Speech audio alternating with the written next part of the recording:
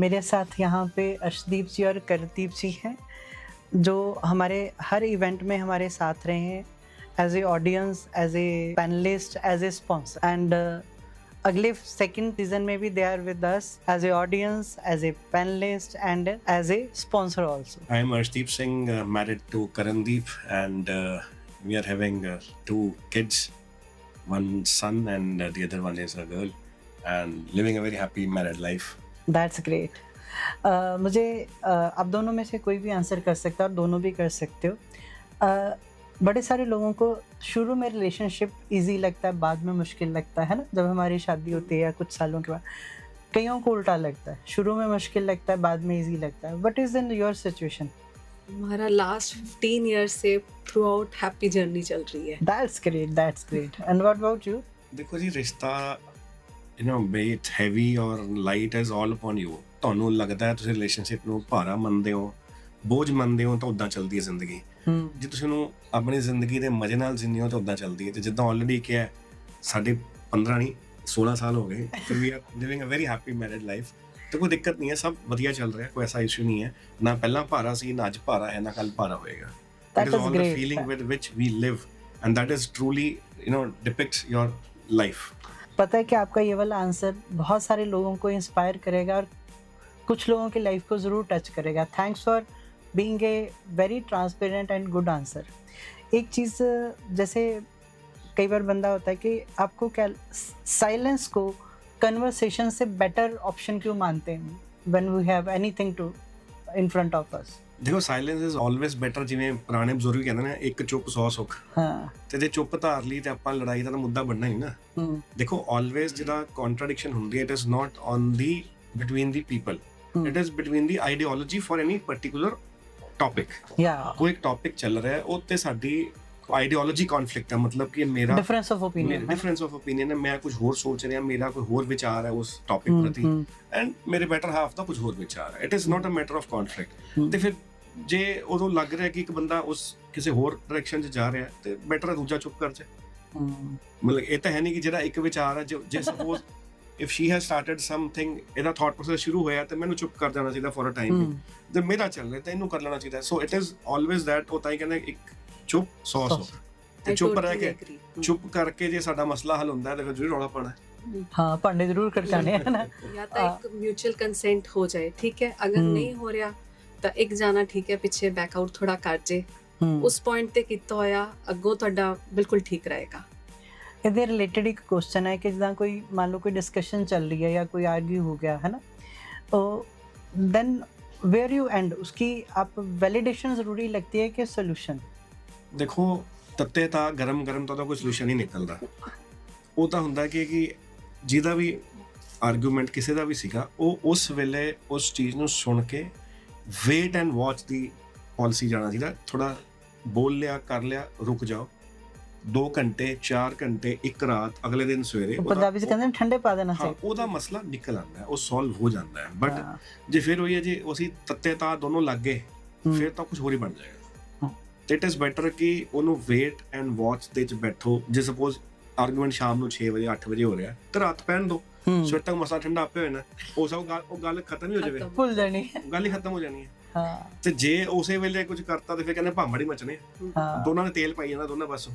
ਤੇ ਬੈਟਰ ਹੈ ਨਾ ਕਿ that you be at that moment. ਉਹ ਨਾ ਹੁੰਦਾ ਕਿ ਹੀਟ ਆਫ ਦੀ ਮੂਵਮੈਂਟ, ਜਾਂ ਕਹਿ ਲਓ ਵੀ ਉਸ ਮੂਵਮੈਂਟ ਨੂੰ ਸਮਝਣਾ ਬੜਾ ਇੱਕ ਹੁੰਦਾ ਕ੍ਰਿਟੀਕਲ, ਕਿ ਉਦੋਂ ਸਮਝ ਲਓ कि ठीक है एक बंदा बोल रहा है, कोई गल नहीं, let it put it back foot हो जाके जाना. आप भी इसके बारे में आप दोनों ही समझ सकते हो कि आज आपको क्या लगता है आजकल जो रिलेशनशिप्स में कमी है, या जो चीज़ आप कह रहे हो कि उसको एक बार रोक के सोचना चाहिए, ये पहले से कम है कि बढ़ती जा रही है?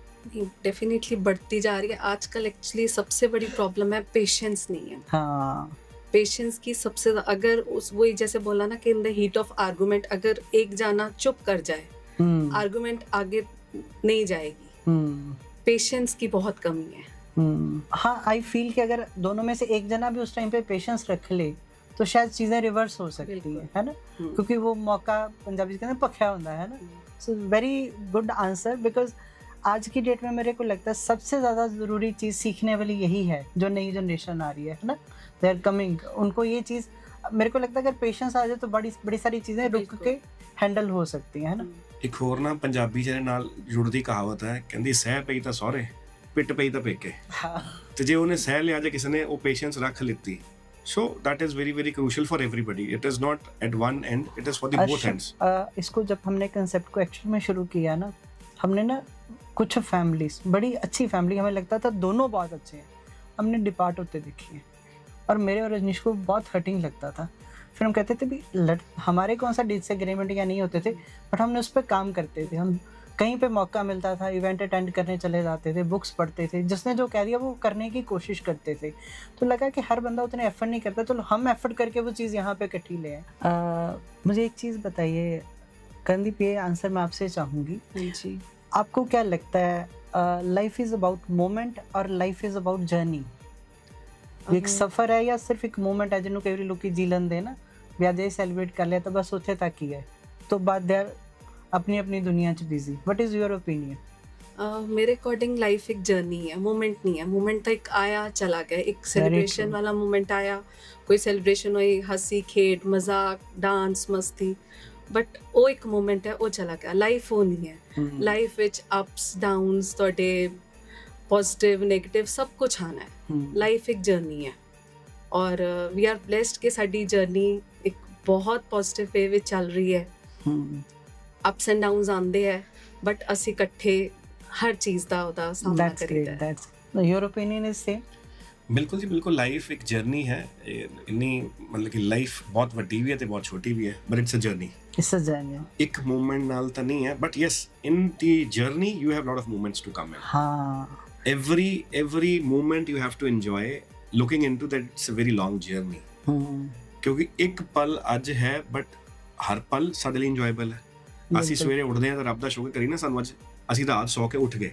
बहुत लोग तो सवेरे उठते ही नहीं। इसी से रिलेटेड एक क्वेश्चन और है, आपको क्या लगता है कि ज़िंदगी में चीज़ें इकट्ठी करनी चाहिए या मेमोरीज?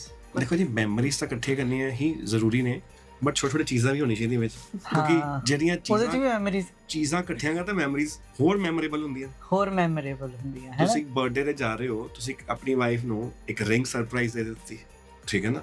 ਤੁਸੀਂ ਕੋਈ ਐਨੀਵਰਸਰੀ ਆਈ, ਤੁਸੀਂ ਉਦੋਂ ਕੁਝ ਸਰਪ੍ਰਾਈਜ਼ ਦਿੱਤਾ, but that things are immaterial. They are not the only things which create happiness, but those things add to the happiness of that moment. ਬਿਲਕੁਲ So ਚੀਜ਼ਾਂ ਚਾਹੀਦੀਆਂ ਨੇ, ਭਾਵੇਂ ਛੋਟੀ ਵੀ ਹੋਵੇ, ਇੱਕ ਰੋਜ਼ ਦੀ ਬਡ ਵੀ ਹੋਏ, ਹਾਂ at that moment adds to the moment add to the glamour of the moment. ਉਹ moment ਬਹੁਤ ਸ਼ਾਨਦਾਰ ਹੋ ਜਾਂਦੀ ਹੈ। ਬਿਲकुल ਬਿਲकुल Materialistic things add memories. हाँ बिकॉज उसका कॉम्बिनेशन लिंक्ड है। उसका देखो, ਇਹ ਨਹੀਂ ਹੈ कॉम्बिनेशन ਕਿ चाहिए। ਉਹ ਚੀਜ਼ ਨਹੀਂ ਦਿੱਤੀ ਜਾਂ ਉਹ ਚੀਜ਼ ਨਹੀਂ ਐਕਸਚੇਂਜ ਕੀਤੀ ਤਾਂ ਮੂਵਮੈਂਟ ਨਹੀਂ ਅੱਛਾ ਹੋਇਆ, ਬਟ ਹਾਂ। ਉਹ ਕੋਈ ਨਾ ਕੋਈ ਯਾਦਗਾਰ ਪਲ ਦੇ ਨਾਲ ਇੱਕ ਯਾਦਗਾਰ ਚੀਜ਼ ਹੋ ਜਾਂਦੀ ਹੈ। ਪਲ ਸਾਡੇ ਦਿਮਾਗ 'ਚ ਰਹਿੰਦੇ ਨੇ, ਚੀਜ਼ ਸਾਡੇ ਅੱਖਾਂ ਸਾਹਮਣੇ ਰਹਿੰਦੀ ਹੈ। ਤੁਹਾਨੂੰ ਕੀ ਲੱਗਦਾ ਕਿ ਉਹ ਟਾਈਮ ਇੱਕ ਵਾਰੀ ਅੱਜ ਦੇ ਟਾਈਮ 'ਚ ਵੀ ਵਾਪਸ ਆਉਣਾ ਚਾਹੀਦਾ, ਜਿਹੜਾ ਅਸੀਂ ਕਾਰਡਸ ਐਕਸਚੇਂਜ ਕਰਦੇ ਸੀਗੇ ਜਾਂ ਲੈਟਰਸ ਲਿਖਦੇ ਸੀਗੇ? ਦੇਖੋ, ਵਟ ਯੂ ਫੀਲ ਕਿ ਅਸੀਂ ਅੱਜ ਕੱਲ੍ਹ WhatsApp ਜਾਂ ਸੋਸ਼ਲ ਮੈਸੇਜ ਇੱਕ ਭੇਜ ਦਿੰਦੇ ਆ, ਉਹਦੇ 'ਚ ਜ਼ਿਆਦਾ ਫੀਲਿੰਗਸ ਆ ਜਾਂ ਅਸੀਂ ਕੁਝ ਰਾਈਟ ਅਪ ਲਿਖਦੇ ਆ ਉਹ 'ਚ ਜ਼ਿਆਦਾ ਫੀਲਿੰਗਸ? ਦੇਖੋ ਮੇਰੀ ਪਰਸਨਲ ਫੀਲ ਕੀ ਹੈ, ਮੇਰੀ ਪਰਸਨਲ ਨੇਚਰ ਕੀ ਹੈ, ਜਿਸ ਕਿਸੇ ਦਾ ਬਰਥਡੇ ਹੈ ਮੈਂ ਉਹਨੂੰ WhatsApp ਵਿਸ਼ ਨਹੀਂ ਕਰਦਾ। ਆਈ ਕਾਲ ਦੈਟ ਪਰਸਨ ਕਿ happy birthday gentleman, happy birthday, ਜੋ ਵੀ ਜਿਹਨੂੰ ਵੀ ਐਡਰੈਸ ਕਰਦੇ ਆ। ਮੇਰਾ ਬਿਲੀਫ ਹੈ ਆਈ ਕਾਲ ਦੈਟ ਪਰਸਨ ਫਿਜ਼ੀਕਲੀ, ਭਾਵੇਂ ਮੇਰੀ ਗੱਲ 30 ਸੈਕਿੰਡਸ ਦੀ ਹੋਏਗੀ। WhatsApp ਤਾਂ ਮੈਂ ਸ਼ਾਇਦ ChatGPT ਹੈਲਪ ਨਾਲ ਲੰਬਾ ਸੌੜਾ ਬਣਾ ਦੇਣਾ, 1 ਮਿੰਟ ਪੜਦਾ ਰਹੇਗਾ, ਬਟ ਜਿਹੜੀ ਕਾਲ ਜਾਂਦੀ ਹੈ ਨਾ, that gives you a connect and feelings. ਉਹ ਪਿਆਰ ਹੀ ਤਾਂ ਹੈ ਜੇ ਤੁਸੀਂ ਕਿਸੇ ਨਾਲ ਕਨੈਕਟ ਕੀਤਾ। ਉਹ ਲੈਟਰਸ ਦੀ ਅਹਿਮੀਅਤ ਕਿਉਂ ਸੀ? ਉਦੋਂ ਜ਼ਰੀਏ ਨਹੀਂ ਸੀ ਲੈਟਰਸ ਦੇ, ਕੋਈ ਹੋਰ ਕੋਈ ਮੀਡੀਆ ਨਹੀਂ ਸੀ, ਈਮੇਲਸ ਨਹੀਂ ਸੀ, ਸ਼ਾਇਦ ਵੌਇਸ ਕਾਲਸ ਇੰਨੀਆਂ ਪਪੂਲਰ ਨਹੀਂ ਸੀਗੀਆਂ, ਟੈਲੀਫੋਨ ਨਹੀਂ ਸੀਗੇ। ਉਹ ਕਨੈਕਸ਼ਨ ਦਾ ਇੱਕ ਬੌਂਡ ਸੀ। ਅੱਜ ਵੀ ਕਈ ਵਾਰ ਕਹਿੰਦਾ ਬੰਦਾ, ਜਿਹੜੇ ਪੁਰਾਣੇ ਬਜ਼ੁਰਗ ਕਹਿੰਦੇ ਮੈਂ ਚਿੱਠੀ ਸਾਂਭ ਕੇ ਰੱਖੀ, ਤੇਰੀ ਦਾਦੀ ਦੀ ਆਈ ਸੀ ਦੇਖ, ਤੇ ਉਹ ਇੱਕ ਕਨੈਕਸ਼ਨ ਸੀਗਾ। ਉਹ ਕੀ ਫਿਰ ਆ ਗਿਆ ਨਾ, physical thing is important because you see voice is again physical, you see that, you memorise that. ਉਹ ਕਾਲ ਆਈ, ਕਾਲ ਨੇ ਤੁਹਾਡੇ ਕੰਨ 'ਚ ਗਈ, ਤੁਹਾਡੇ ਇੱਥੇ ਕਾਲ ਦਾ ਫੀਲਿੰਗ ਆਉਂਦੀ, ਹਾਂ ਯਾਰ ਮੈਨੂੰ ਬੰਦੇ ਨੇ ਕਾਲ ਕੀਤੀ ਸੀ। So that is much more, improvised way of to be, in connection with the other person. ਇਹ ਜ਼ਰੂਰੀ ਹੈ, ਮਟੀਰੀਅਲਿਸਟਿਕ ਨਹੀਂ ਹੈ, ਚੀਜ਼ਾਂ ਹੋਣੀਆਂ ਚਾਹੀਦੀਆਂ, ਕਨੈਕਸ਼ਨ ਹੋਣਾ ਚਾਹੀਦਾ। ਮੈਂ ਹਰ ਏਜ ਦੇ ਬੰਦਿਆਂ ਨੂੰ ਜਿੱਦਾਂ ਮਿਲਦੇ ਰਹਿੰਦੇ ਹਾਂ, ਸਮ ਟਾਈਮ ਇੰਟਰਵਿਊ ਵੀ ਕਰਦੇ ਹਾਂ। ਇੱਕ ਚੀਜ਼ ਹੋਰ ਸਾਹਮਣੇ ਆਉਂਦੀ ਹੈ ਕਿ ਬੜੇ ਸਾਰੇ ਲੋਕਾਂ ਨੂੰ ਹੁੰਦਾ ਕਿ ਆਪਣੀ ਪੋਸਟ ਬਣਾਈ ਹੈ ਫੇਸਬੁੱਕ ਤੇ ਜਾਂ ਸੋਸ਼ਲ ਮੀਡੀਆ ਤੇ ਪਾਈ ਹੈ, ਦੇ ਐਕਸਪੈਕਟ ਕਿ ਉਹਨਾਂ ਦੇ ਸਪਾਊਸ ਉਹਨੂੰ ਲਾਈਕ ਐਂਡ ਕਮੈਂਟ ਕਰਨ ਰਾਦਰ ਕਿ they are sitting together. What is your opinion about that? You will be shocked ਕਿ ਅਸੀਂ ਕਦੀ ਇੰਸਟਾਗ੍ਰਾਮ ਤੇ ਫੇਸਬੁੱਕ ਤੇ ਅਸੀਂ ਕੁਝ ਆਪਣਾ ਪੋਸਟ ਹੀ ਨਹੀਂ ਕਰਦੇ। ਨਹੀਂ, ਜਿਹੜੇ ਪੋਸਟ ਕਰਦੇ ਆ ਉਹਦੇ ਚ ਆਈ ਐਮ ਆਸਕਿੰਗ ਵੀ ਜਿਹਨੇ ਜਿਹੜੇ ਪੋਸਟ ਕਰਦੇ ਕੀਤੀ ਹੈ, ਇੱਕ ਆਪਣੀ ਪੋਸਟ ਬਣਾਈ ਹੈ ਕੁਝ, ਬਟ ਸਪਾਊਸ ਕੋਈ ਵੀ ਹੋ ਸਕਦਾ ਹਸਬੈਂਡ ਵਾਈਫ ਦੇ ਐਕਸਪੈਕਟ ਕਿ ਮੇਰਾ ਸਪਾਊਸ ਮੈਨੂੰ ਇੱਥੇ ਕਮੈਂਟ ਕਰੇ ਜਾਂ ਉਸ ਚੀਜ਼ ਨੂੰ ਲੈ ਕੇ ਸਮਟਾਈਮ ਦੇ fight because I have seen these kind of ਦੇਖੋ ਫਿਰ ਵੀ ਆ ਗਿਆ ਨਾ, ਉਹ ਇੱਕ ਲੋਕ ਦਿਖਾਵਾ ਹੈ। ਹਾਂ, ਜੇ ਤੁਹਾਡੀ ਘਰ ਵਾਲੀ ਤੁਹਾਡੇ ਨਾਲ ਹੈ, ਬੈਠੀ ਤੁਹਾਡਾ ਹੈ। ਹਸਬੈਂਡ ਤੁਹਾਡੇ ਨਾਲ ਬੈਠਾ ਹੈ, ਚਲੋ ਉੱਥੇ ਵਿਸ਼ ਕਰੋ, ਉਹਨੂੰ ਹੱਗ ਕਰੋ। ਉਹ ਤੁਸੀਂ ਲੋਕ ਪ੍ਰਚਾਰ ਕਿਉਂ ਕਰ ਰਹੇ ਹੋ ਵੀ ਫੇਸਬੁੱਕ ਤੇ ਤੁਸੀਂ that I ਪਾਇਆ। want actually ਤੁਸੀਂ ਲੋਕ ਪ੍ਰਚਾਰ ਕਰ ਰਹੇ ਹੋ, ਤੁਸੀਂ ਚਾਹੁੰਦੇ ਹੋ ਕਿ ਮੇਰੀ ਵਾਈਫ ਨੂੰ ਬਾਕੀਆਂ ਦੇ ਵਿਸ਼ੇਜ਼ ਆਣ, ਜਾਂ ਜੋ ਮੈਂ ਕਮੈਂਟ ਉੱਥੇ 6 ਲਾਈਨਾਂ ਦਾ ਲਿਖਿਆ ਹੈ ਉਹਨੂੰ ਪੜ੍ਹ ਕੇ ਲੋਕੀ ਵਾਹ-ਵਾਹ ਕਰਨ। ਦੇਖੋ ਹੈ ਤਾਂ ਉਹ ਬਗਾਨੀ ਭੁੱਖ ਹੀ ਹੈ ਨਾ, ਵੀ ਬਗਾਨੀ ਵਾਹ-ਵਾਹ ਦੀ ਭੁੱਖ ਹੈ, ਬਿਲਕੁਲ ਬਾਕੀ ਲੋਕ ਪ੍ਰੇਜ਼ ਕਰਨ। ਜਿਹੜਾ ਟਰੂ ਲਵ ਹੈ, ਮੈਂ ਨਹੀਂ ਕਹਿੰਦਾ ਉਹ ਗਲਤ ਹੈ, it's also way of expression, ਹਾਂ but better way of expression is once you are with connected 1 to 1। ਮੈਂ ਮੇਰੇ ਘਰ ਬੈਠੀ ਹੈ, ਮੈਂ ਸਵੇਰੇ ਨੂੰ ਬਰਥਡੇ ਵਿਸ਼ ਨਾ ਕਰਾਂ, ਸ਼ਾਮੀ ਬਰਥਡੇ ਵਿਸ਼ ਨਾ ਕਰਾਂ, ਹੈ ਮੇਰੇ ਲਈ ਕੁਝ ਐਕਸਟਰਾਆਰਡੀਨਰੀ ਕੁਝ ਕਰਾਣਾ ਤੇ ਮੈਸੇਜ ਪਾ ਕੇ ਫੇਸਬੁੱਕ ਤੇ ਐਕਸਪੈਕਟ ਕਰਾਂ ਕਿ ਲੋਕੀ ਵਾਹ-ਵਾਹ ਕਰਦੇ। ਲੋਕੀ ਭਾਈ ਵਾਹ-ਵਾਹ ਇਹਦੀ ਕਰਨਗੇ ਕਿ ਮੇਰੀ ਕਰਨਗੇ? ਟਰੂ ਨਹੀਂ ਆਈ ਵਾਂਟ ਦਿਸ ਮੈਸੇਜ ਕਿ ਜਿਹੜਾ ਪਰਸਨਲ ਟੱਚ ਹੈ ਐਜ਼ ਅ ਹਸਬੈਂਡ ਵਾਈਫ ਤੁਹਾਡੇ 'ਚ ਉਹ ਰਹਿਣਾ ਬਹੁਤ ਜ਼ਰੂਰੀ ਹੈ ਰਾਦਰ ਕਿ ਉਹਨੂੰ ਅਸੀਂ ਪਬਲਿਕ ਕਰੀਏ। ਬਿਲਕੁਲ